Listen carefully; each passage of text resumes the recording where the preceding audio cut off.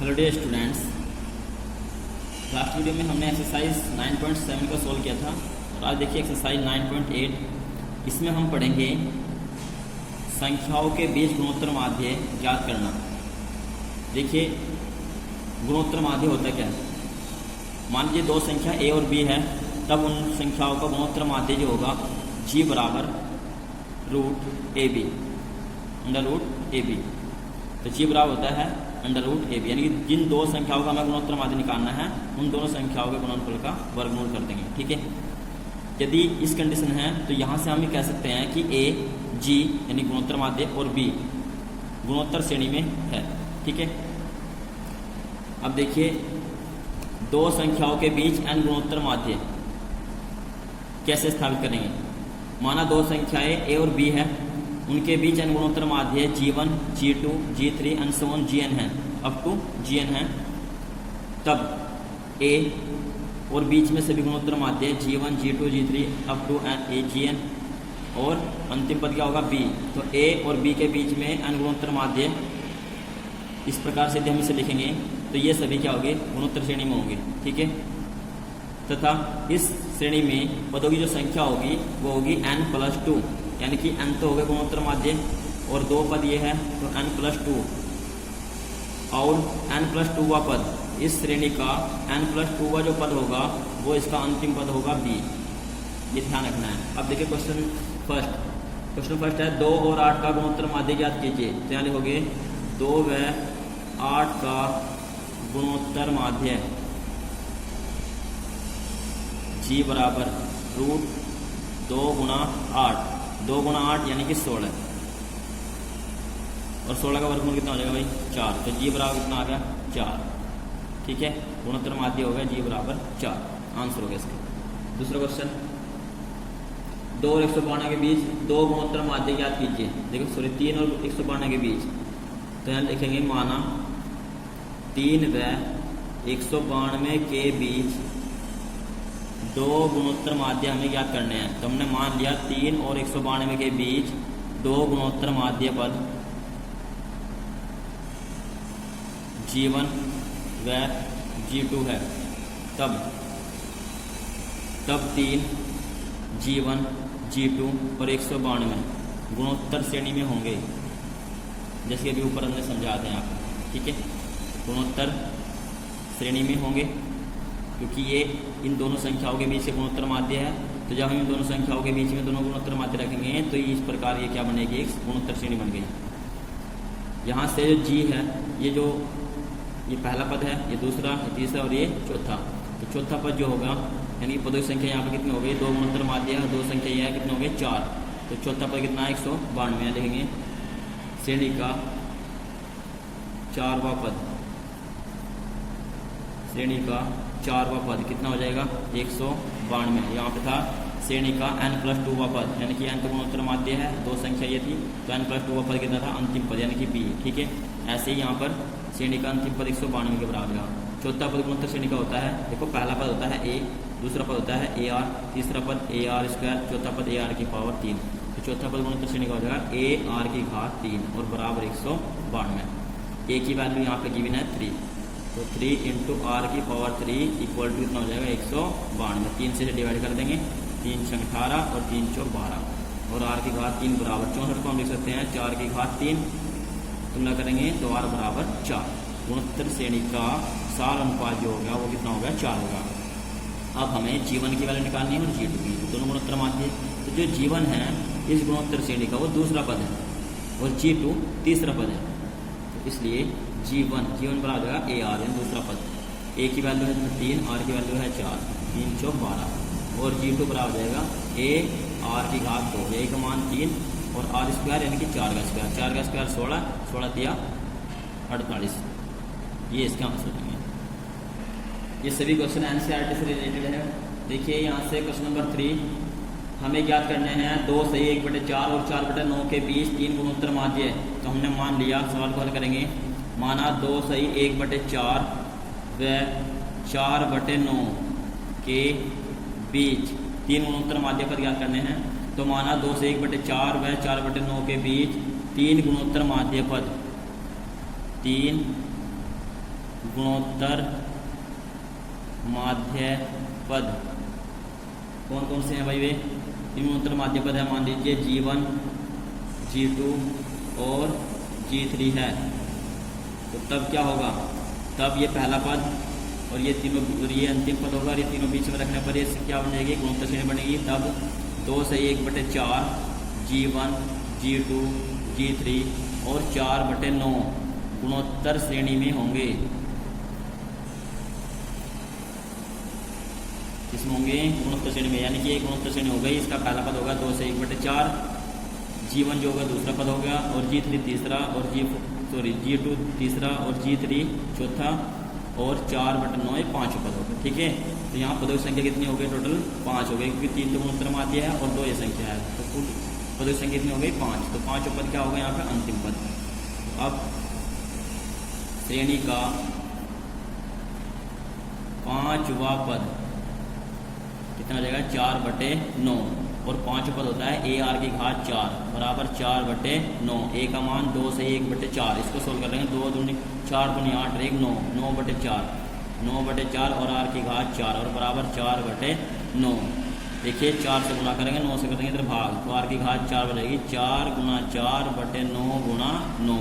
इसको हम लिख सकते हैं 2 की घात 4, 4 × 4 को 4 × 4 16, 16 को लिख सकते हैं 2 की घात 4, 9 9 81, और 81 को लिख सकते हैं 3 की घात 4, यानी कि R की घात 4 बराबर हो जाएगा 2/3 की घात 4। कंपेयर करेंगे तो R बराबर हो जाएगा 2/3। समानुपात R का मान आ गया। अब हमें गुणोत्तर माध्य पद निकालना है G1, G2, G3। तो G1 जो है वो दूसरा पद है, G2 तीसरा पद है, G3 चौथा पद है। तो यहाँ से हम लिखेंगे G1 बराबर, इसलिए G1 हो जाएगा AR दूसरा पद होता है। A का मान इसमें है 9/4 और R की वैल्यू आई है 2/3। सोल्व करेंगे 3 × 9 और 2 दूनी 4, यानी कि 3/2। फिर G2 AR की घात 2, A का मान है 9/4 और गुणा R का मान है 2/3, और इसका क्या करते हैं भाई? स्क्वायर। सोल्व कर लेंगे इसको, तो 9/4 गुणा 4/9, तो 4 से 4 कटेगा 1 टाइम, और 9 से 9 कटेगा 1 टाइम, तो 1 आ गया। अब G3 तीसरा पद AR की घात 3, चौथा पद है G3 गुणोत्तर श्रेणी का। तो A का मान है 9/4 और R का मान है भाई इसमें 2/3 अभी याद किया, और इसकी घात कितनी है यहाँ पे? 3, इसकी घात कर देंगे 3। तो 9/4 गुणा ये हो जाएगा 2 घात 3 यानी कि 8, और 3 घात 3 यानी कि 27, 4 दूनी 8 और 9 तिया 27, यानी कि 2/3 आ गया। ये इसके आंसर है। नेक्स्ट 4 और 5 क्वेश्चन आपको सिमिलरली करना है। 6 क्वेश्चन भी ऐसे ही करना है, उसमें 5 गुणोत्तर माध्य याद करने हैं। अब क्वेश्चन नंबर 7 देखिए। क्वेश्चन 7 में इन दो संख्याओं के बीच 5 गुणोत्तर माध्य पदों में से पहला और अंतिम गुणोत्तर माध्य में दिए हुए हैं -1/2 और -1/32। तो हमें संख्या याद करनी है, इनकी वे संख्या कौन सी है जिनके बीच पहला और 5वां जो गुणोत्तर माध्य है वो -1/2 और -1/32 है। देखो हमने मान लिया, माना वे दो संख्याएं A और B है, माना दो संख्याएं A व B के बीच 5 गुणोत्तर माध्य पद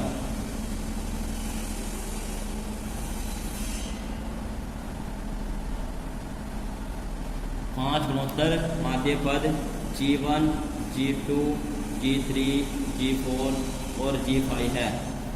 तब गुणोत्तर श्रेणी जो होगी ये हो जाएगी भाई पहला पद यानी कि A और अंतिम पद इसमें B है, उनके बीच 5 गुणोत्तर माध्य है G1, G2, G3, G4 और G5 और अंतिम पद क्या होगा इसका B, और हमें इसमें A और B का मान ज्ञात करना है।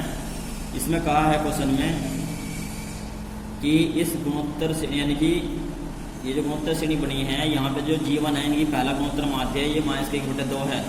G1 बराबर है -1/2 और G1 को यदि हम कहें तो ये गुणोत्तर श्रेणी का दूसरा पद है। दूसरा पद क्या होता है AR बराबर 1/2। R इस गुणोत्तर श्रेणी का सार अनुपात है। A की वैल्यू हमें ज्ञात नहीं है, न ही R की वैल्यू ज्ञात है, समीकरण बना के छोड़ देंगे। तथा दूसरी बात इसमें कही गई है कि इस गुणोत्तर श्रेणी का A और B के बीच जो 5 गुणोत्तर माध्य है यानी कि G5 जो है वो -1/32 है। G5 की यदि हम बात करें तो इस गुणोत्तर श्रेणी का ये छठा पद है। और छठा पद होगा ए आर की घात 5 बराबर -1/32। समीकरण 2, दोनों समीकरण को सोल्व कर लेंगे। समीकरण 2/1 यानी कि समीकरण 2 को समीकरण 1 से भाग कर देंगे। समीकरण 2 है ए आर की घात 5 और समीकरण 1 से भाग करेंगे अपॉन ए आर -1/32 और अपॉन -1/2।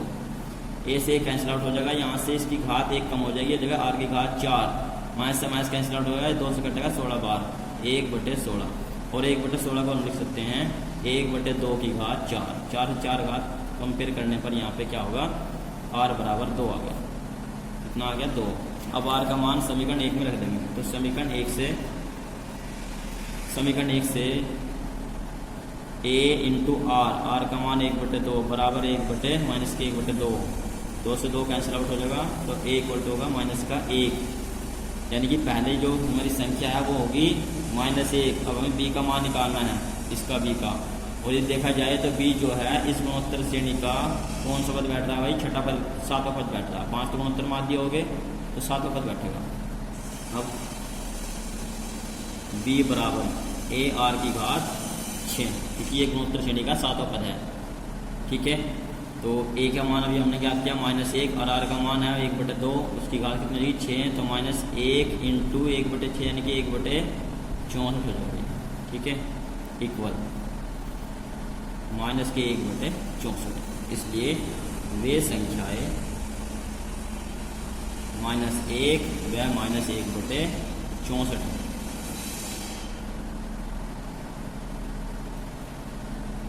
ये इसका आंसर है।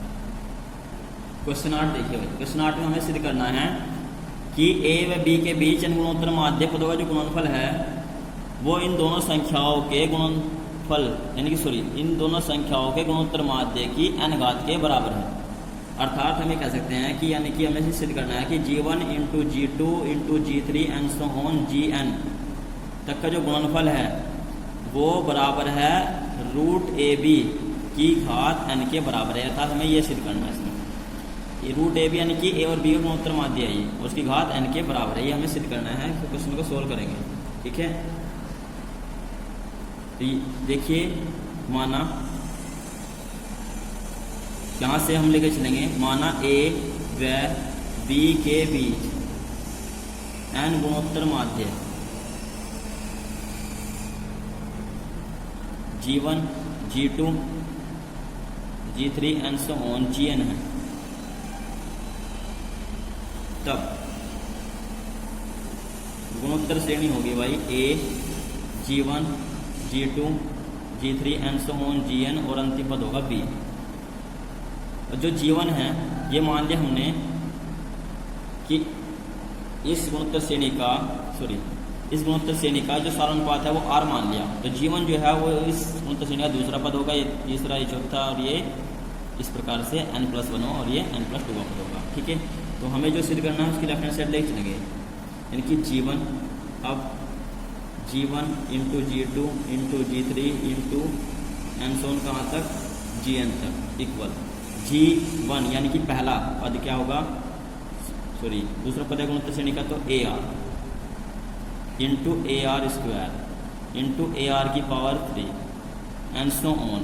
और ये Gn है, ये इस गुणोत्तर श्रेणी का n+1वां पद बैठेगा। ठीक है, तो n+1वां पद का फॉर्मूला क्या बनेगा, AR की पावर n, ये Gn की वैल्यू। अब इसे सोल्व करेंगे, इन सब में देखो मल्टीप्लाई है तो A कितने टाइम आएगा, n टाइम, n+1 टाइम आएगा ये, क्योंकि यहाँ से यहाँ तक n पद हो गए तो A जो है n टाइम आएगा, n टाइम। ठीक है, G1 से स्टार्टिंग कर रहे हैं तो ये 1 से n तक n टाइम आएगा, तो A की पावर n। और R की एक घात कितने पद तक जुड़ जाएगी, n पद तक, तो 1 + 2 + 3 + and so on plus n, क्योंकि गुणा में घात जुड़ती है। A की घात n इंटू R की घात 1 + 2 + 3, ये गुणोत्तर समांतर श्रेणी हो गई, और समांतर श्रेणी के n पदों का योगफल हो जाएगा n/2 इंटू प्रथम पद प्लस अंतिम पद, यानी कि n+1। देखिए हम इसको लिख सकते हैं A की पावर n इंटू R की पावर, क्योंकि हमें देखिए गुणोत्तर यानी कि हमें सिद्ध करना है कि √AB की घात n।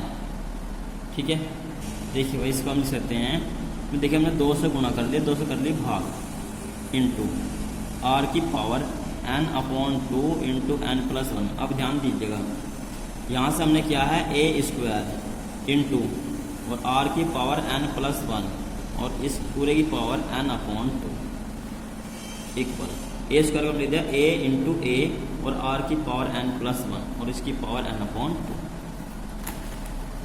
आगे सोल्व करेंगे। देखिए यहाँ से ये जो संख्या बनी हुई है ये a इंटू आर की पावर n प्लस 1, यानी कि इस गुणोत्तर श्रेणी का कौन सा पद बैठ गया है n प्लस 2 पद हो गया नहीं, और इस गुणोत्तर श्रेणी का n प्लस 2 पद क्या है यहाँ b है, तो यानी कि ये b की वैल्यू हो गई, ये हो गया a इंटू बी और इसकी पावर n अपॉन 2। सोल्व करेंगे, देखो इससे लिख सकते हैं रूट ए बी और इसकी पावर n, और यही हमें प्रूफ करना है।